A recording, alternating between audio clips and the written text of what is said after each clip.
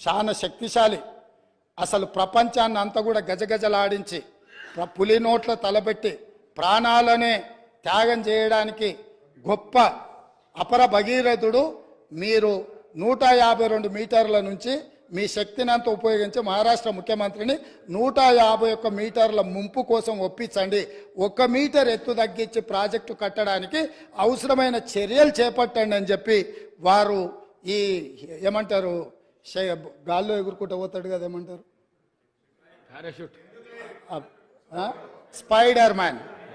Spider మ్యాన్ని మీరు ఒకసారి అడగండి అని చెప్పి వారు సూచన చేసిండ్రు అధ్యక్ష. అదేవిధంగా మిత్రులు అసలు చంద్రశేఖరరావు గారు అంటే ఏమనుకుంటురే, నీళ్ళకే నడక నేర్పిండు, అలా అసలు హంసకు కాదు అదేంది నెమలికి డ్యాన్స్ నేర్పిండు, అసలు అపర భగీరథుడు అని వాళ్ళు చెప్తున్నారు అధ్యక్ష.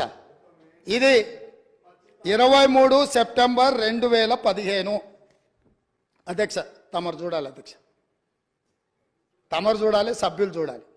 సాక్షి పత్రిక సెప్టెంబర్ 23, 2015 నాడు, ఇవాళ ఏ తారీఖులు ఉన్నాం అధ్యక్ష, ఫిబ్రవరి 17, 2024 ఉన్నాం అధ్యక్ష. 9 ఏళ్ల కింద, దాదాపుగా 9 ఏళ్ల కింద అధ్యక్ష, మేడిగడ్డ మేడి పండేనా మిత్రులందరూ చూడాలి. ఆ రోజు సాక్షి పేపర్లో మీ మిత్రుడే మీ సహచర పంచపక్ష పరమాణాలు మీరు ఏదైతే ప్రగతి భవన్లో పిలిచి భోజనం పెట్టినరో ఆ మిత్రుడి పత్రికల మేడిగడ్డ మేడి పండేనా అని 2015 నాడు ఈ పత్రికలో రాసిన వార్త. దీంట్లో రాసింది నేను కొంచెం చదివి వినిపిస్తా అధ్యక్ష, ఎందుకంటే తెలుగులో ఉంది. కాళేశ్వరం దిగువ నుంచి నీటి మళ్లింపు ఆర్థిక భారం అంటున్న నిపుణులు. ప్రభుత్వ ప్రణాళిక ప్రకారం ఎల్లంపల్లి వరకు వచ్చే ఖర్చులు 14,000 కోట్లు. దీంట్లో అధ్యక్ష నేను నివేదికలు చదువుతున్నా అధ్యక్ష. ప్రస్తుతం ప్రతిపాదిస్తున్నట్టుగా కాళేశ్వరం దిగువన మేడిగడ్డ నుంచి నీటిని మళ్లించే ప్రక్రియ పర్యావరణ పరంగా, ఆర్థికంగా, నిర్వహణ పరంగా ఏమాత్రం మంచిది కాదని ఇన్స్టిట్యూట్ ఆఫ్ ఇంజనీర్స్ తేల్చి చెబుతుండడము ఇప్పుడు కొత్త చర్చకు తెరలేపింది. అదేవిధంగా అధ్యక్ష ఇంకో పదం కూడా చెప్పారు, ప్రభుత్వ దూరదృష్టి అవగాహన లోపాల కారణంగా ఈ ప్రాజెక్టు అబాసుపాలు కాకుండా ఉండాలంటే ప్రత్యామ్నాయ మార్గాలపై అధ్యయనం చేయాలన్న వాదన వినిపిస్తుంది. ఇది ఈరోజు ఉత్తమ్ కుమార్ రెడ్డి గారు చేసిన ఆరోపణ కాదు అధ్యక్ష. ఈరోజు మునిగిపోయిన మేడిగడ్డ, పగిలిపోయిన అన్నారము, కుప్పగూలిన సుందిళ్లను చూసి మాట్లాడి రాసింది కాదు అధ్యక్ష. ఆ రోజు సాంకేతిక నిపుణులు ఇచ్చిన నివేదిక ఆధారంగా ఆ రోజు మీడియా మిత్రులు తెలంగాణ మేలు కోరి ఈ వాస్తవాలన్నిటిని ఆ రోజే చెప్పిండ్రు అధ్యక్ష.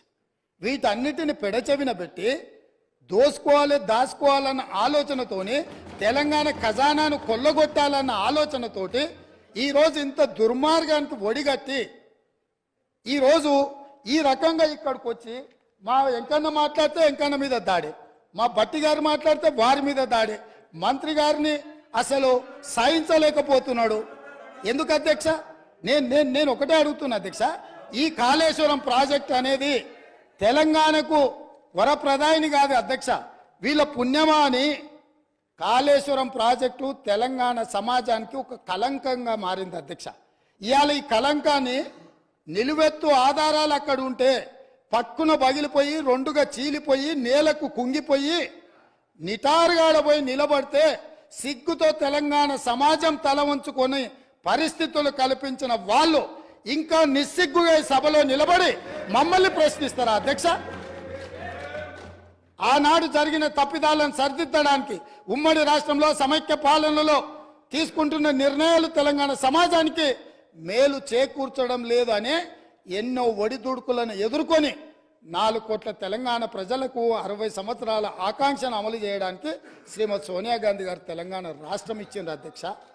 అట్లా ఇచ్చిన తెలంగాణను వీళ్ళని నమ్మి వీళ్ళ చేతిలో పెడితే 10 సంవత్సరాల దివాలా తీయించి కొల్లగొట్టి ప్రాజెక్టులు పక్కున బలిగిపోతుంటే దాని మీద క్షమాపణ చెప్పకుండా ఇంకా ఎదురుదాడింది అధ్యక్ష. ఏంది ఇదా అధ్యక్ష పద్ధతి? ఈ నివేదికను కాదంటాడా? ఈ నివేదిక వాళ్ళు అధికారులను వాళ్ళు నియమించలేదంటాడా? లేకపోతే ఈ నివేదిక సంబంధం లేదంటాడా అని నేను అడుగుతున్నా అధ్యక్ష. ఇవాళ మాజీ మంత్రి హరీష్ రావు గారిని నేను నిలదీస్తున్నా. మీరు బాధ్యులు, మీరు ఈ దుర్మార్గాలకు పాల్పడ్డది మీరు. మిమ్మల్ని ఎందుకు 2014 నుంచి 18 వరకు మిమ్మల్ని చంద్రశేఖరరావు గారు మంత్రిగా కొనసాగించి 18లో ఎందుకు మిమ్మల్ని మంత్రిగా బర్తరఫ్ చేసిండని నేను అడుగుతున్నా. మీరు ఈ దోపిడీలో ఆ తర్వాత వచ్చిన చంద్రశేఖరరావు ఈ శాఖకు మంత్రి, ఈ పాపాలకంతా వాళ్ళిద్దరు కారణం కాదా అధ్యక్ష? వీళ్ళిద్దరు కలిసి ఈ రకంగా తెలంగాణను మొత్తం చెదలు పట్టించారు అధ్యక్ష. తెలంగాణను మొత్తం దోపిడీ. ఇట్లాంటి పరిస్థితుల్లో ఇంకా కూడా ఈ రకమైన మొండి వాదనలు, తొండి వాదనలు వద్దు. ఇక కాంగ్రెస్ పార్టీ అలవిగా అని ప్రామిసులు చేస్తారు అధ్యక్ష. వీళ్ళు మన ఖమ్మంలో మీటింగ్ పెట్టేసి ఓ 4 నెంబర్ చూపించారు. 4,000 ఇస్తాం పెన్షన్ అని. మాకు చెప్పరాదనండి, మేము 5,000 ఇస్తాం. అప్పుడేం చెప్తారు? చేస్తే మీరు గెలిచేదా సచ్చే నెత్తాక అత్తా మీ బరువా బాధ్యతనా? అదే అడుగుతున్నా నేను. నిన్నగాక మొన్న కర్ణాటకలో ఇట్లనే అలవిగాని చేస్తే ఇవాళ ముఖ్యమంత్రి స్టేట్మెంట్ వచ్చింది అధ్యక్ష పేపర్లలో.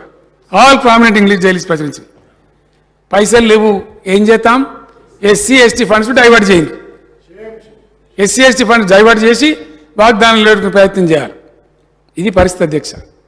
చెయ్యగలిగిందే చెప్పాలి, చెప్పింది ధైర్యంగా చెయ్యాలి. అది ఉండాలి పద్ధతి. ఎందుకు 4 ఓట్ల కోసం ఇష్టం వచ్చింది చెప్పి అలవుగాని ఛత్తీస్గఢ్లో మీరు ఇచ్చే పెన్షన్ ఎంతనండి? రాజస్థాన్లో ఇచ్చేది ఎంతనండి? ఏ ఒక్క రాష్ట్రంలో 1000కి మించి ఇస్తలేరు. తెలంగాణలో వచ్చి 4,000 ఇస్తారు. ఎవరో ప్రజలు నడితే చెప్పినారు, చేస్తామంటారు, వస్తారు, ఆయన యాలకు లేవాడితే ఎట్లా ఏం చేస్తాం అని మాట్లాడుతున్నారు అధ్యక్ష. మీరు ఇంతకుముందు అనుభవాలు ఉన్నాయి అధ్యక్ష. ఇదే రాష్ట్రంలో ఇదే కాంగ్రెస్ పార్టీ మేము 2 లక్షల వరకు రుణమాఫీ చేస్తామన్నారు. నేను చెప్పిన మేము అంత గొప్పలం కాదు, కాంగ్రెస్ అంత గొప్పలం కాదు, 1,00,000 వరకు చేస్తామని. గుద్దుడు గుత్తే మాకు 88 సీట్లు గెలిచినా, మీరేమో 19 సీట్లు గెలిచారు. అలావి కానీ చెప్తే కూడా ఎటుపడితే మాట్లాడితే కూడా నమ్మరండి. ఆ విధంగా మేము ఏ విధంగా పెంచాలో పెన్షన్ కూడా పెంచుతాం. మేము కూడా తప్పకుండా ఎక్కడ తీసుకుపోవాలని ఆలోచిస్తాం. ఒకటేసారి పెంచాం, క్రమానుగతంగా తీసుకుపోతాం. అవన్నీ కూడా రాబోయే రోజులలో ఎన్నికల మేనిఫెస్టో మీరు అనుకుంటున్నారు మీరు ఎవరు చెప్పి కొట్టుకుపోదామని, కానీ మా దగ్గర ఇంకున్నాయి, గంపెడని ఉన్నాయి మా దగ్గర. అదే మా దగ్గర మేమేమి నిహత్తలేము, మా దగ్గర చాలా అస్త్రాలు ఉన్నాయి, మా అమ్ముల పొదులు ఇంకా చాలా ఉన్నాయి. ఒక్కొక్కటి ప్రయోగించకపోతే జరుగుతుంది. ఎందుకంటే ప్రజల సంక్షేమం చేసేదే మేము, రాష్ట్ర ఆదాయాన్ని పెంచింది మేము, సంక్షేమం అమలు చేసి నడిపించింది మేము. 6 ఏళ్ళ నుంచి 7 ఏళ్ళ నుంచి మేము బాధప్తా 2,000 మొదలు 1000 ఇచ్చినాం అధ్యక్ష. ఎట్లుంటుందో ఆర్థిక పరిస్థితి అర్థం కాలే. మొదలు 1000 ఇచ్చినాం, ఆర్థికాన్ని పెంచుకుంటూ 2,000 చేసినాం. కళ్యాణ లక్ష్మి మొదలు 51,000 ఇచ్చుకున్నాం. ఎట్లా బలం పెరిగిందో దాన్ని చేసుకున్నాం. గొర్రెల యూనిట్ కూడా ముందు యూనిట్ కాస్త తక్కువ పెట్టుకున్నాం. మొన్న మా మంత్రి శ్రీనివాస్ యాదవ్ గారు అన్నారు ధర పెరిగిందని చెప్తే దాన్ని మళ్ళీ పెంచినాం. ₹1,00,000 యూనిట్ను 1,75,000 పెంచినాం. రైతు బంధు 4,000తో మొదలుపెట్టినాం అధ్యక్ష, 5,000కు వచ్చినాం. రేపు రాబోయే రోజులలో ఇంత దూరం పెంచగలుగుతామో తప్పకుండా మేము కూడా ఆలోచిస్తాం.